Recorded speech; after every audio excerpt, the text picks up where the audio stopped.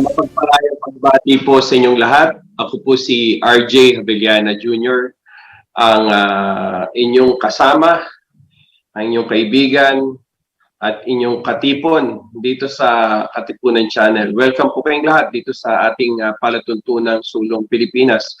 Ngayon po ang unang araw ng taon, Enero 1, 2022. January 1, 2022. At binabati ko po kayo ng isang mapagpalayang bagong taon. Naway may tawid natin ang buong taon na ito ng buong sigla at mapayapa, lalong-lalo na po sana ang paparating na halalang Mayo 9 na magbibigay dapat ito ng ngiti sa ating lahat para guminhawa ang buhay ng bawat pamilyang Pilipino. Ang inyong lingkod po ay nais pong i-google ang unang araw na ito ng Enero, unang petsa ng Enero 2022 sa aking isa sa pinaka ginagalang at nirerespeto na kandidato sa pagkapangulo ng Katipunan ng Demokratikong Pilipino. Walang iba kundi si General Antonio Parlade. Isang 2 days ago, siya po ay merong isinulat na napakaganda sa The Manila Times, sa kanyang column, at nais ko pong i-share sa inyo. Ang paksa na ito ay ukol po sa travesty, no? Sa Tagalog, sa ating wika, ito'y kalokohan. Yan po. Sapagkat sa kasalukuyan po ay hindi po natin alam kung talagang tatanggapin ng Commission on Election ang kanyang kandidatura bilang pagkapangulo ng bansa sa May 9, 2022. Ano po? Kaya nais ko pong i-share sa inyo ang saloobin at damdamin ng ating presidential candidate sa ilalim po ng Katipunan ng Demokratikong Pilipino na sa aking palagay, sa palagay po ng buong partido Katipunan Demokratikong Pilipino ay magpapangiti, no, sa sambayanan kung siya'y matutuloy, pahintulutan ng Commission on Election bago po January 15. Pero narinig po natin sa anunsyo ng tagapagsalita ng Commission on Election ay dapat sana'y January 7 ay meron na pong final na desisyon ang Commission on Election hinggil dun sa katayuan ni General Antonio Parlade bilang kandidato po ng Katipunan Demokratikong Pilipino.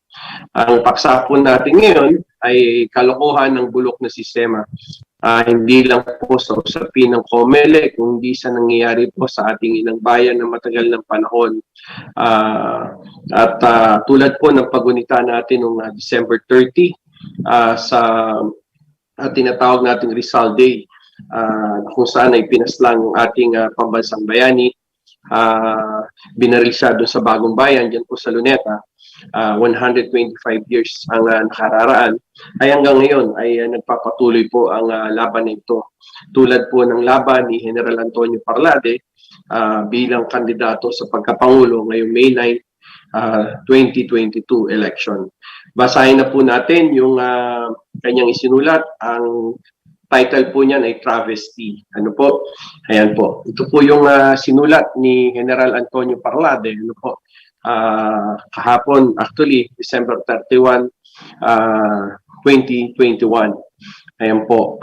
Written by Lieutenant General, retired Lieutenant General Antonio Parlade Jr.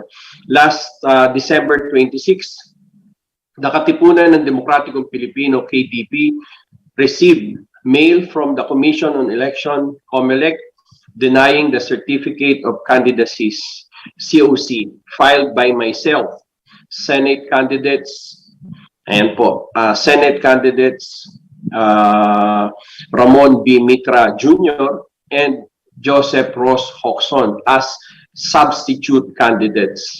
It was premised on the COMELEC's assertion that the party had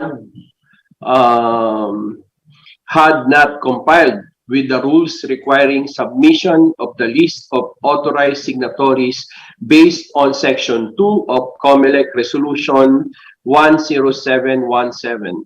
On that basis, COMELEC has declared Mr. Antonio Valdez, who filed his COC for president, as well as the other who filed their COCs for senator, as independent candidates. Ergo, not qualified for substitution. Ayan po.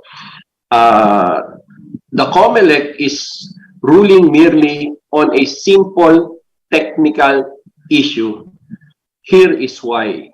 Ayan po, ang sabi ni retired Lieutenant General Antonio Parlade. Ito raw po yung dahilan bakit simple technical issue.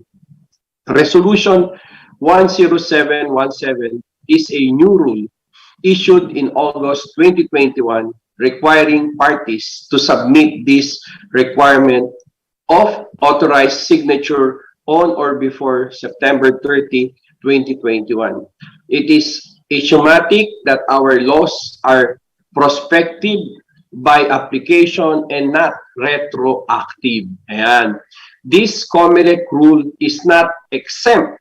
So how should COMELEC treat documents informing it of KDP's authorized, ayan po, authorized signatories, even if these are submitted by the party much earlier in July 2019. Ulitin ko po, no? Ang linaw po sa pagkasulat, ginawa po ng Katipunan Demokratikong Pilipino, July 19 pa po. Ano po?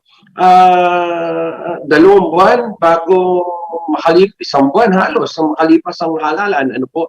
Noong May 2019 ay nagsubmit na po siya ng mga dokumento. This was after the 2019 midterm election when KDP also participated by fielding senatorial candidates and certainly before September 30, 2021. Ayan po. Ang inyong lingkod po ay saksi dyan sa bagay na yan sapagkat ako po ay kasama doon sa mga listahan na 6 na mga Katipunan ng Demokratikong Pilipino Party, KDP Party, na lumuhok nung midterm election na yan noong 2019.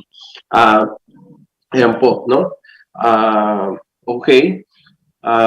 If you are COMELEC without any malicious agenda, would you still require a party which already has list of authorized signatories in your office to submit the same?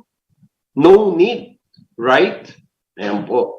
No, ang linaw po ng sinabi ni Lieutenant General Antonio Parlade. When you are told specifically by Mr. Jimenez that you may not submit anymore, would you still worry about this? Kinote pa niya po ang sinabi ng spokesperson ng COMELEC. Ano po?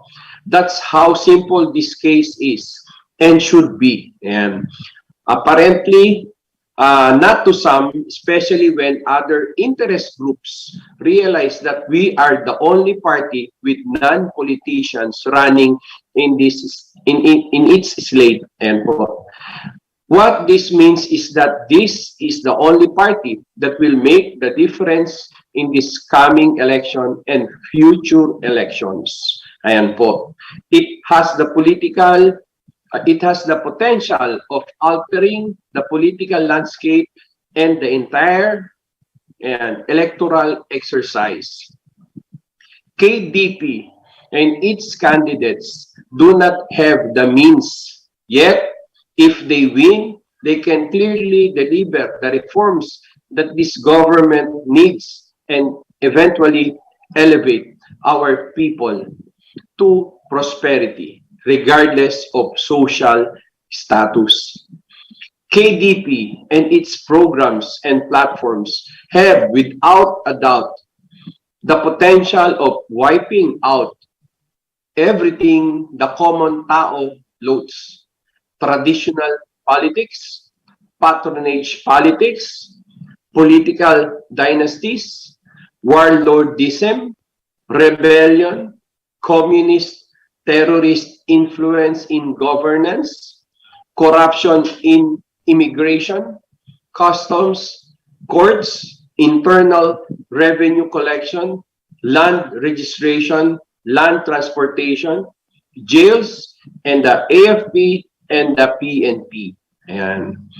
And injustice by dismantling oligarchic control of our utilities, industries, labor, and service sectors, and our marine and maritime economy. As all of these social and governance problems emanate from this electoral travesty that has been happening under our noses every time we have an election. The KDP and a Parlade presidency has the potential of dismantling the relevance of a prostituted COMELEC in the coming years. Indeed, Filipinos, let's begin to ask ourselves these serious questions. If COMELEC cannot rule impartially and fairly on a very simple issue, what then remains of its value to this democracy? If they keep on throwing simple cases for the highest court to resolve, should they not just close shop? Do we really need lawyers in the COMELEC? Maybe we only need honest people if we are to maintain this constitutional body to ensure the real mandate of the people. Then let's leave it in the hands of honest teachers, ordinary but uncorruptible government workers, representatives from the genuine church, and yes, a few good lawyers who will not make interpretation of the law too technical and vague. Ayan po. Again, why COMELEC? Because the problems of this nation start with the travesty in this constitutional body that has been robbing Filipinos of their votes and denying us the opportunity to be governed by good people. Shall we always rely on divine providence so this nation will be spared of crooks to run this country? Remember how Cory came to power, or how Pinoy's popularity shot up after Cory's death. Did we have the good government we needed from these leaders? Tell it to the Marines. We got not only crooks, but traitors of the highest order. Much of the national security problem we are enduring now is because of them. Okay? Ayan. Then, again, not all interventions are divine. Some were made and introduced by foreign entities like the CII.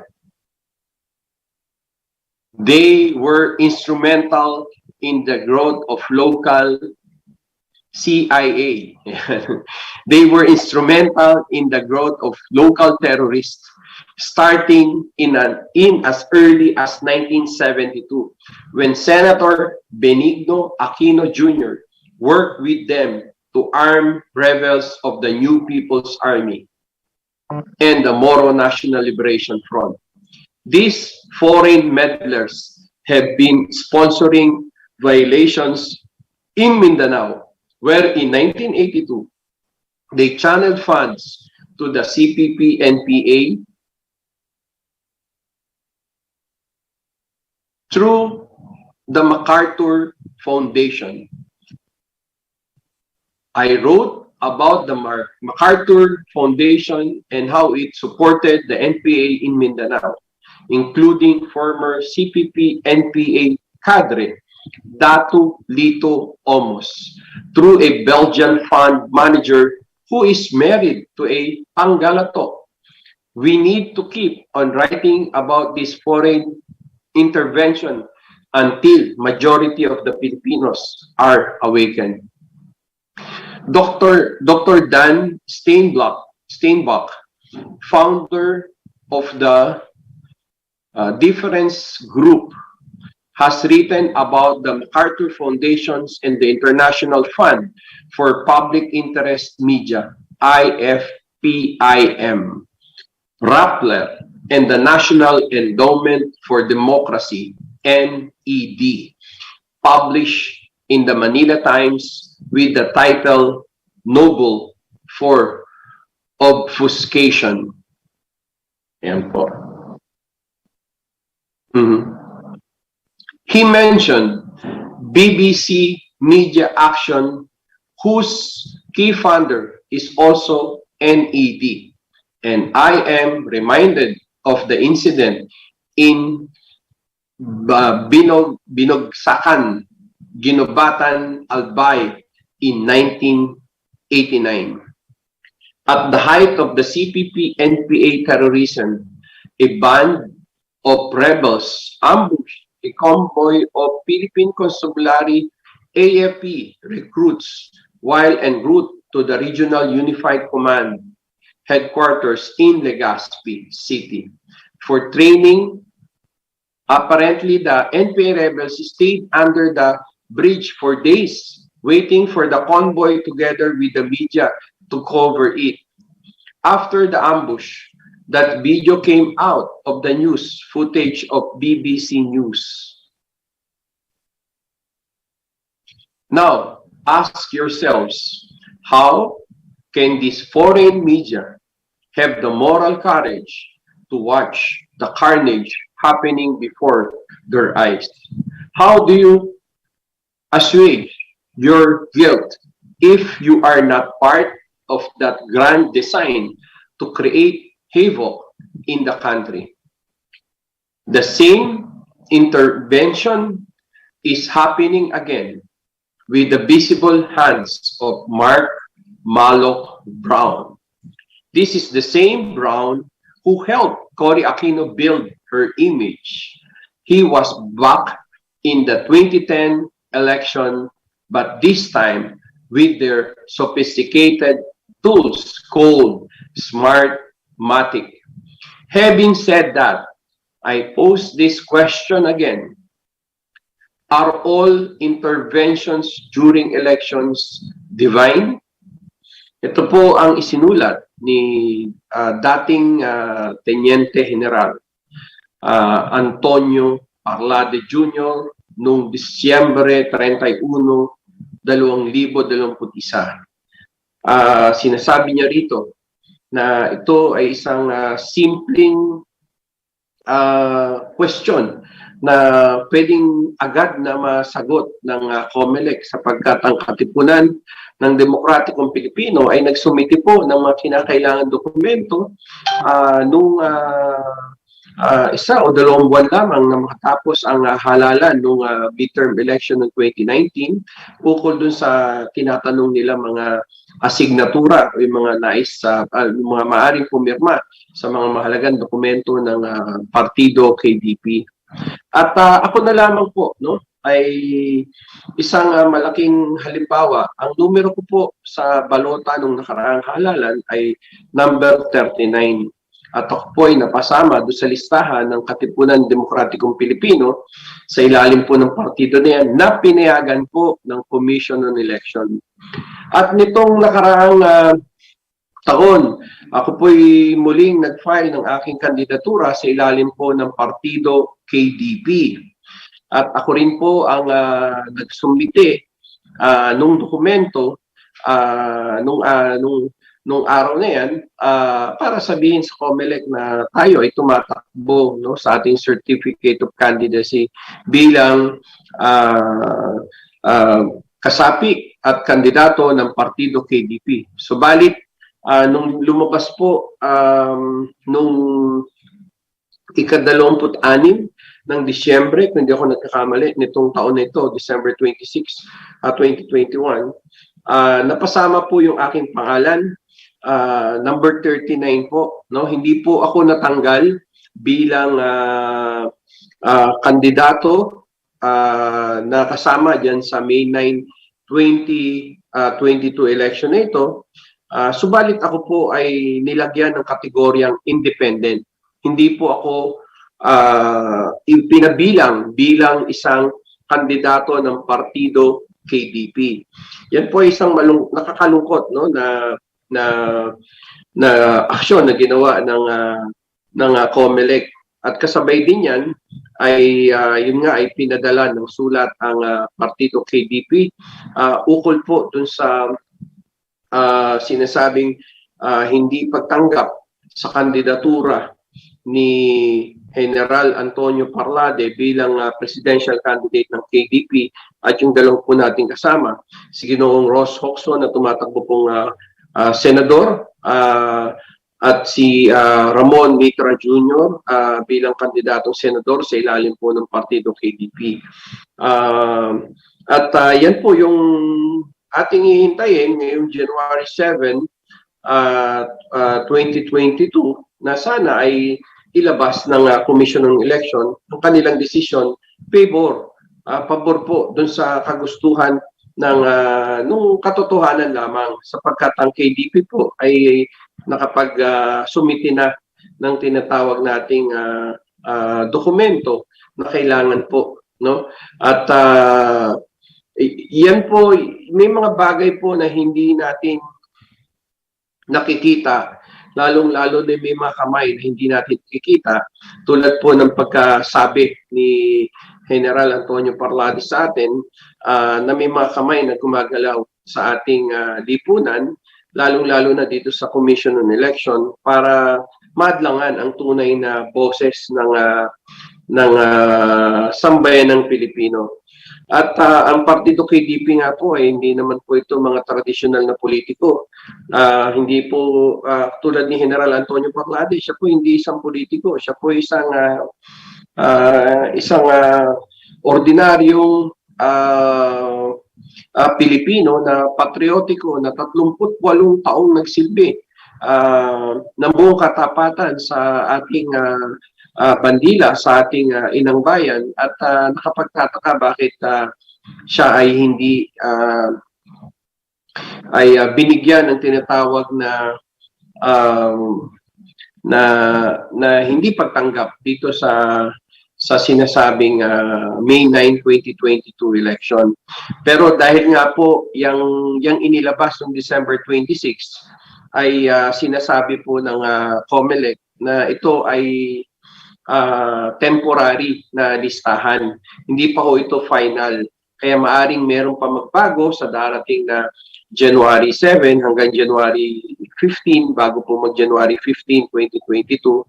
Hopefully ay manindigan po yung mga patriotikong Pilipino dito sa usapin na ito dahil dito nakataya yung sinasabi nating future ng ating inang bayan.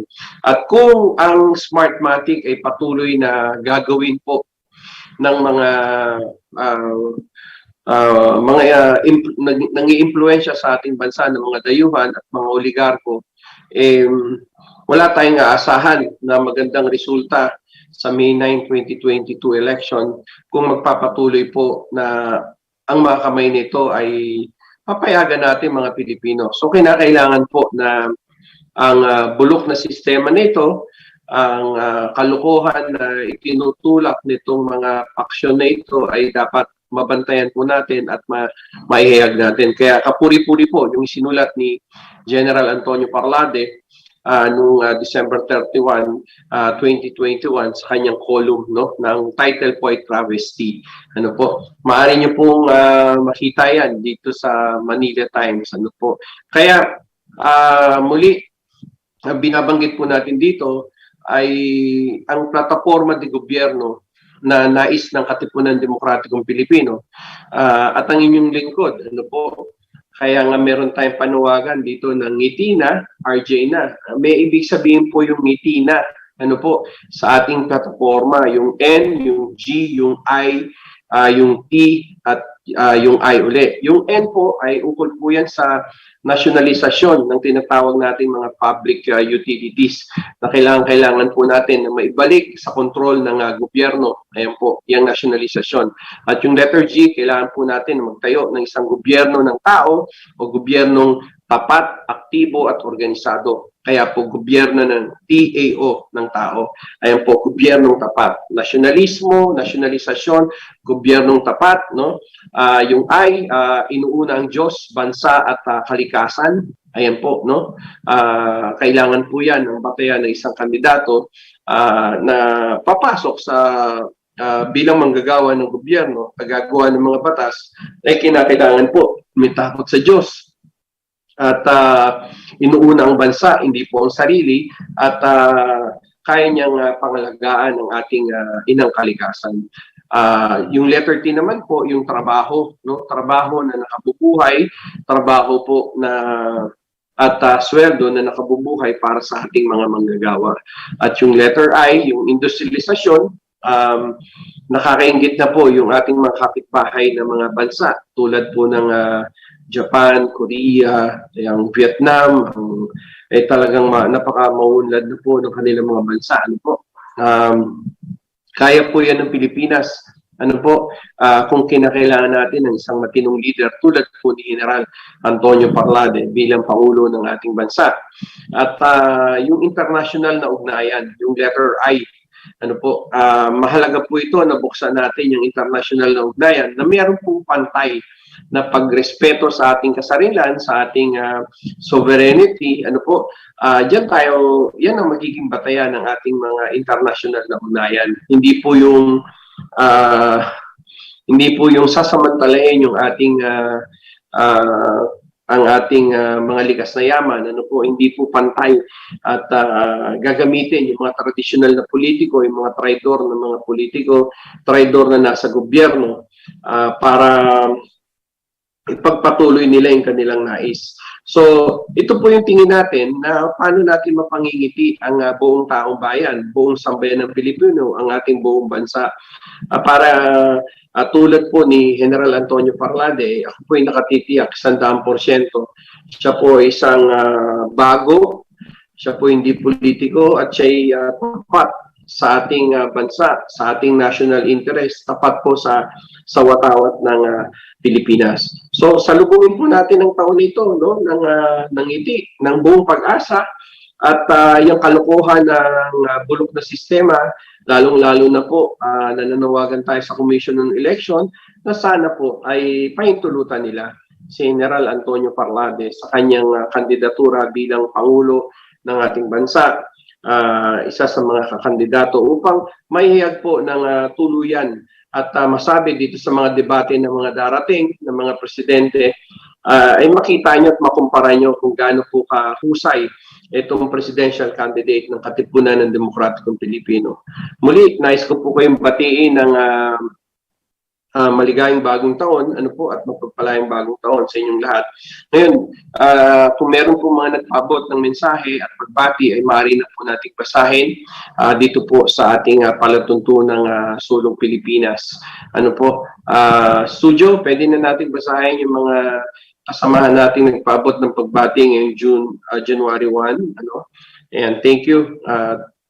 Salamat dun sa kahit alam ko ay puyat pa ang studio, pero talagang dire-diretso ang trabaho para mailabas po yung ating mensaheng yung January 1, 2022. Studio, pwede ba nating pakita na yung mga nagpaabot ng mensahe? Yan, mula kay Sunny.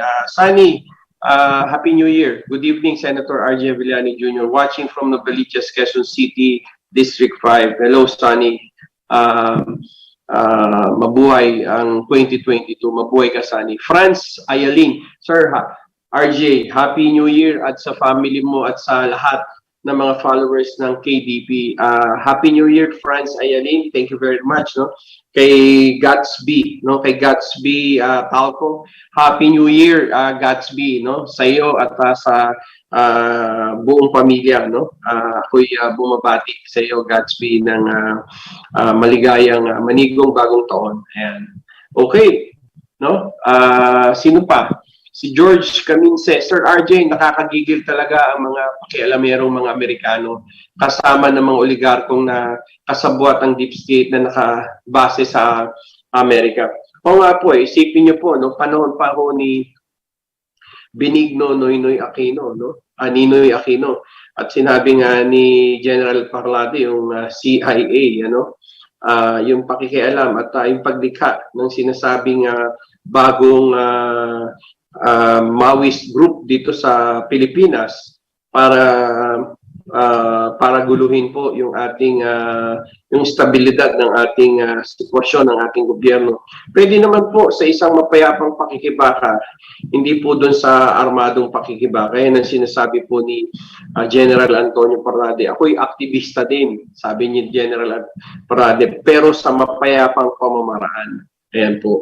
So sana ang COMELEC ay dinggin din, tignan din po, no? Sino ba magsasabi na si General Parlade isang nuisance candidate? Hindi naman po.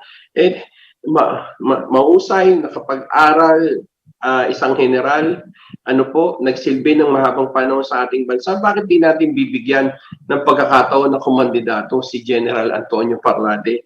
So, dahil lang dyan sa simple reason na sinasabi nila na compliance yan sa COMELEC resolution na yan, ano po, nakapag-comply naman po ang Katipunan Demokratikong Pilipino. Thank you, George Caminse, no?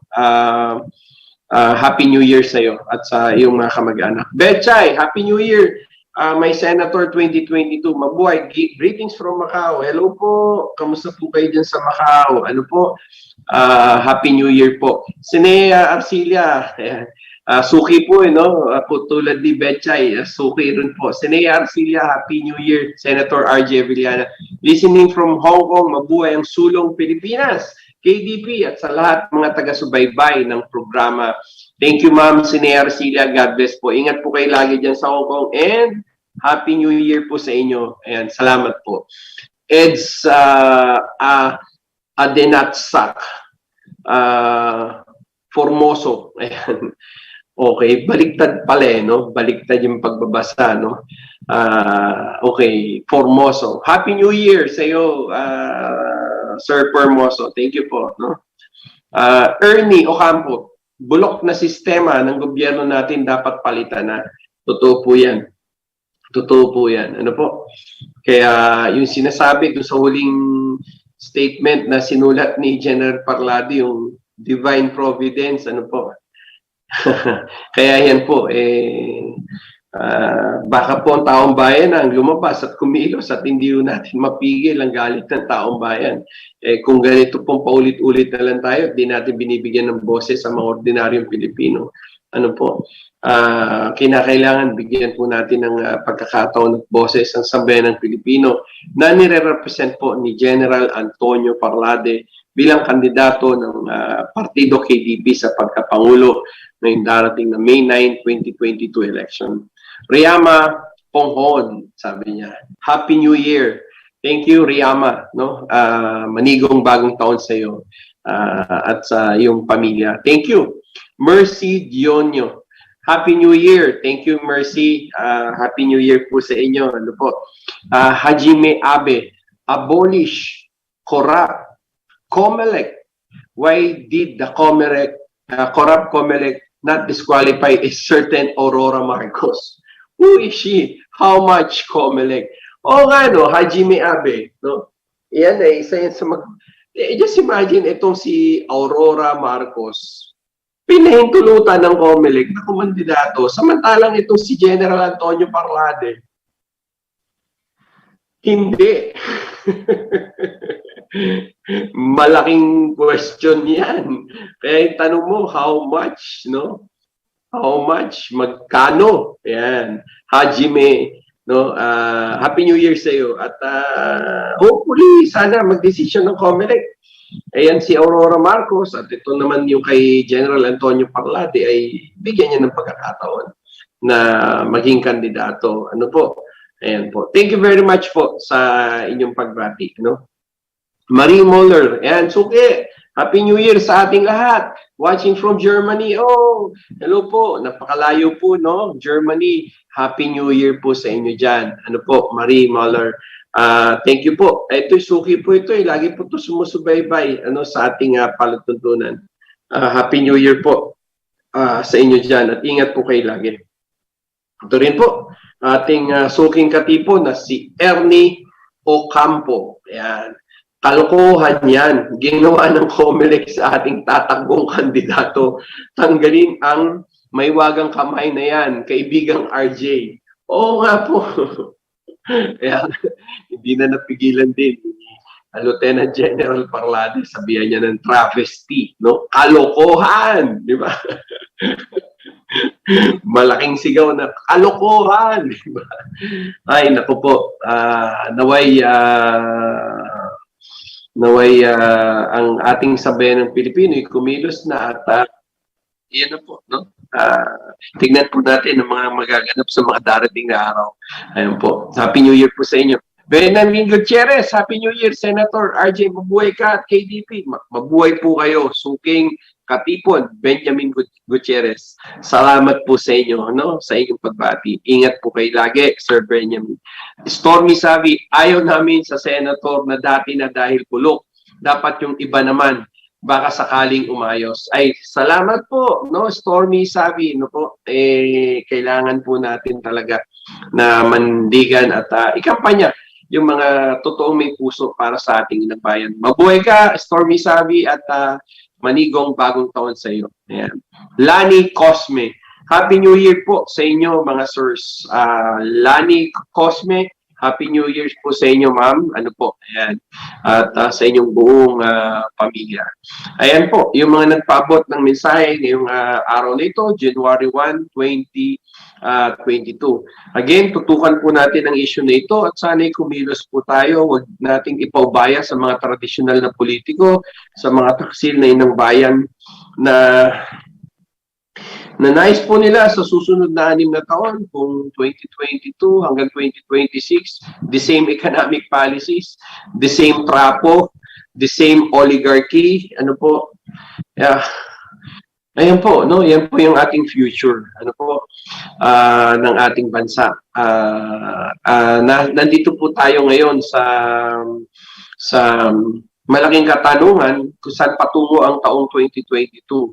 Kung ito'y pahihintulutan lang natin sa kamay po ng mga mapagsamantala o sa kamay po ng mga patriotikong Pilipino, katulad po ni General Antonio Parlade Jr., kandidato ng Partido KDP sa pagkapangulo. At ang inyong lingkod, RJ Javellana po, kandidato bilang senador sa ilalim po ng Partido KDP, hindi po isang independent, Partido KDP. At syempre, kasama ko po dyan si Captain Ray Valeros, ano po, kandidato ng Partido KDP. Kandidato rin po sa pagkasenador. Kasama ko po si Ramon Mitra Jr. na isang taga Palawan. Ano po? At kasama rin po natin sa kandidatura na ito si Ross Hocson, kandidato ng Partido KDP bilang senador. So 5 po kami na kumakandidato. Kumbaga sa parang bold test 5. Ayan, bold test 5. Meron tayong presidente, si General Antonio Parlate at yung 4 na senatorial balls kasama po yung lingkod. Muli, binabati ko po kayo ng isang manigong mapagpalayang bagong taon ngayong 2022. At muli, maraming pong salamat at sabay-sabay po nating sigaw, mabuhay ang Pilipinas!